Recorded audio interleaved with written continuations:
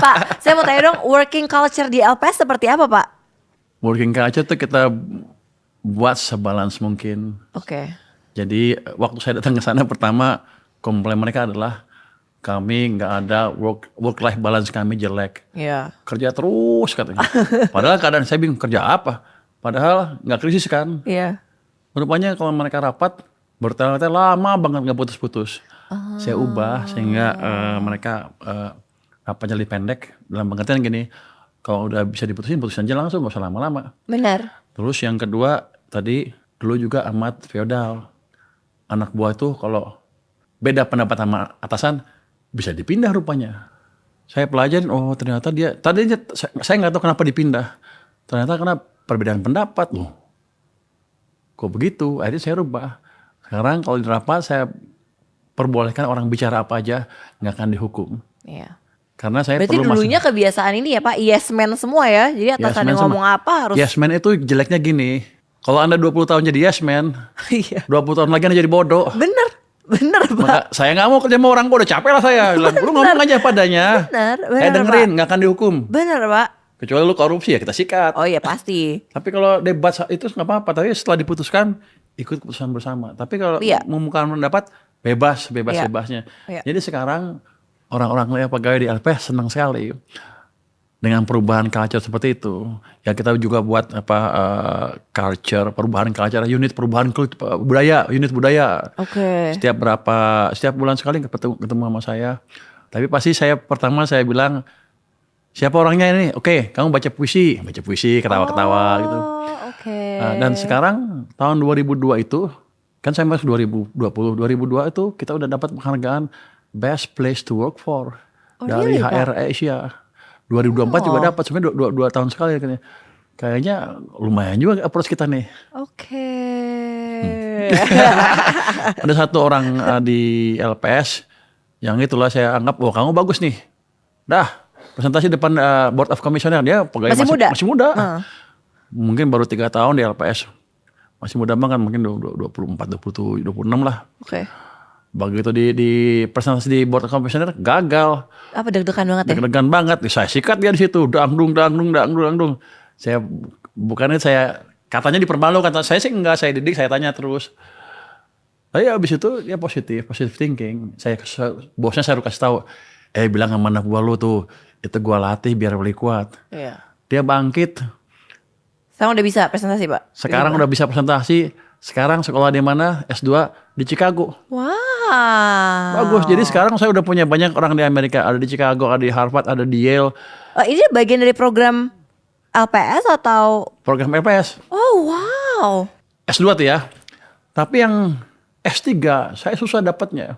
Yang baru 2 tahun dari 3 tahun di LPS saya datengin. Kalau kamu dapat sekolah bisa masuk S3, minggu depan saya berangkatin sampai selesai S3 nggak usah pulang. Pak, tapi pada udah banyak yang nggak mau S3 nggak sih Pak? Banyak yang nggak mau, makanya saya pusing. Lama banget pusing. Iya. Kalau dulu kan kita dikasih itu pasti mau. Kalau saya, bener. Dia masih muda. Gue lupa dia masih muda, gue udah tua. Bener. Karena kan biasanya kalau dulu tuh emang S3 sesuatu yang kayak wah gitu. Kalau lu luar biasa kita cari. Iya. Apalagi dibayar. Sekarang tuh nggak mau. Iya, sekarang lama banget sih Pak S3 itu. Karena kalau pinter 5 tahun cukup lah. Pak itu lama banget. Iya sebentar lah. Itu kan investasi jangka panjang. Tapi mereka susah. Bener. Tapi emang Gen Z itu susah, mesti dirayu. Iya. Jadi salah satu, saya gagal sampai sekarang LPS saya baru bisa ngirim 1 orang S3. Itu juga saya dorong-dorong. Jadi kalau teman-teman ada yang mau S3, masuk aja LPS, nanti daftar. Saya langsung kirim kalau begitu masuk. Saya pernah punya program, diperintah nih. Wah, kita ke orang ekonom pur katanya. Bos-bos di atas tuh. Presiden sama menteri itu. Kita cetak ekonom baru. Gimana Pak? Ya udah lu cetak aja. Gimana? Kita rubah 10 orang paling pintar ITB menjadi ekonom. Jadi kamu rekrut 10, taruh 3 bulan di tempat kamu, 1 tahun di tempat saya, habis itu kita berangkatin. Wow. Saya rekrut, dapat 10. Oke. Dengan rektor ITB kan kerjasama, dapat 10 tuh. Wow, bagus nih. Orang-orang jenius ITB lah. Habis itu, pas mau dibank ke Jakarta, mundur 2, tinggal 8. Hari haknya di Jakarta, yang nongol tinggal 1. Gue bilang, kok tinggal 1? Yang lain mundur semua Pak katanya. Apa? Abis itu yang satu itu saya bawa ke menteri itu, diskusi itu. Ini IPK-nya 4 nih anak ITB. Suruh masuk Pur. Oke, Mas, Senin masuk. Dia bilangnya apa? Pak, saya mau mengundurkan diri. Kenapa Pak? Saya juga gak ngerti, rupanya Gen Z itu. Saya baru ngerti, kenapa sih? Kan saya kasih uang semuanya. Aman hidupnya.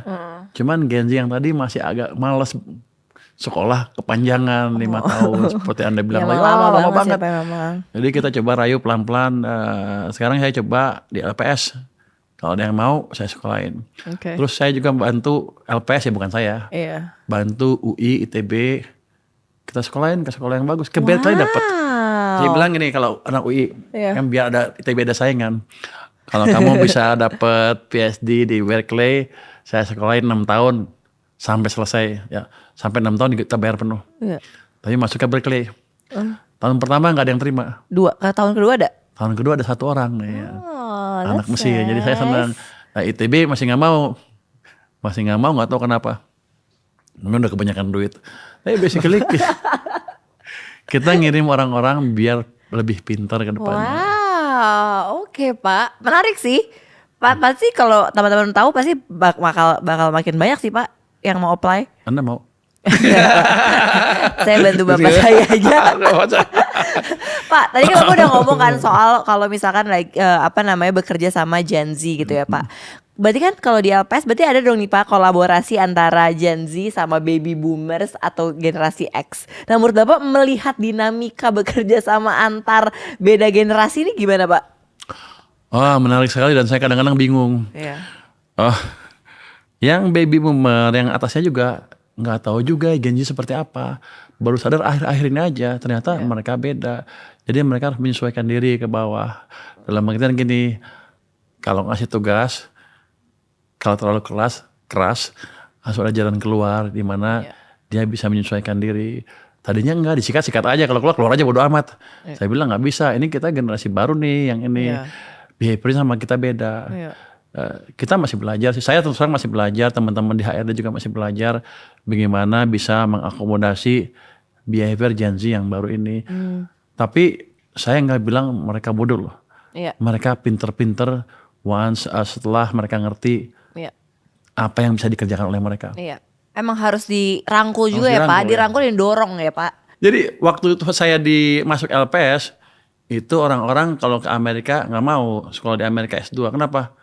Lama Pak, 2 tahun katanya. Maunya mana? Inggris setahun. Saya bilang, lo kalau ke Inggris baru ngerti bahasa Inggris udah pulang lo. Udah cari ke Amerika.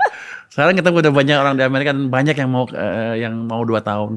Saya harapin pelan-pelan setelah 2 tahun nanti ada yang mau 5 tahun. Oke. Berarti kalau kayak gitu S2-nya jurusannya apa Pak? Mereka kebanyakan ambil ada yang MBA, ada yang government Master of Public Policy Service. MPP di Harvard, ada yang kuantitatif. Jadi macam-macam, ada yang risk management, risk calculation seperti apalah gitu.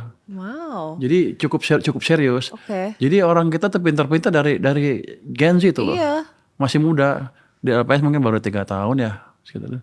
Berarti LPS ini ya Pak menginvestasi ke anak-anak muda yang nantinya insya Allah bisa berperan luar biasa ya Pak untuk negara. Karena saya sadar LPS bukan pabrik. Kita keunggulannya bukan di mesin, tapi di HRD, di sumber daya manusia. Ya saya latih abis-abisan. Jadi kalau anak muda mau kerja, mau pintar, Bapak dukung habis-habisan. Kerjalah di LPS. Nah Pak, ngomongin soal anak muda, Bapak juga kemarin mengadakan festival financial di Surabaya. Nanti di Medan. Surabaya dan Medan. Yang diharapkan apa Pak dari mengadakan festival financial? Yang diharapkan ya tadi kan saya lihat banyak generasi muda yang datang kan, mahasiswa-mahasiswa. Mereka lebih terekspos lebih awal terhadap sektor finansial.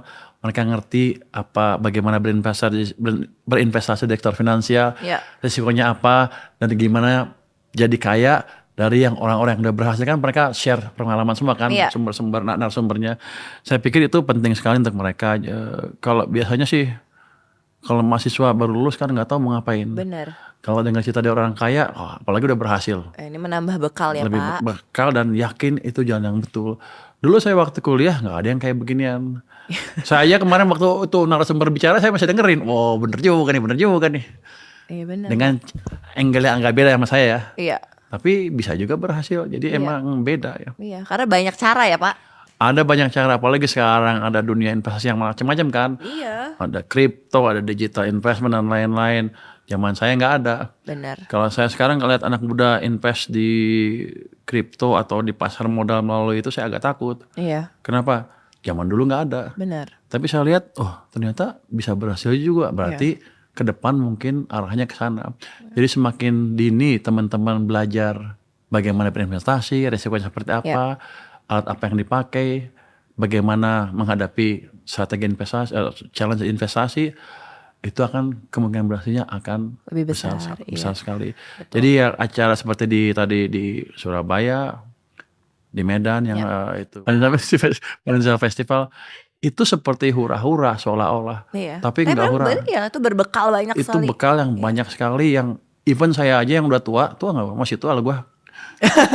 Masih bisa belajar. Masih muda lah. Masih muda. Masih muda.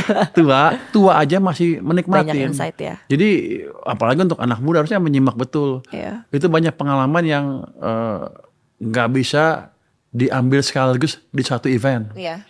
Ini kan banyak orang. Iya. Saya pikir bagus sekali itu. Saya mudah-mudahan sih teman-teman bisa monitor itu ke depannya. Iya. Kan ini ada YouTube-nya ya. Iya, Belajar jadi bisa di sana, terus ya, bisa terus. gitu.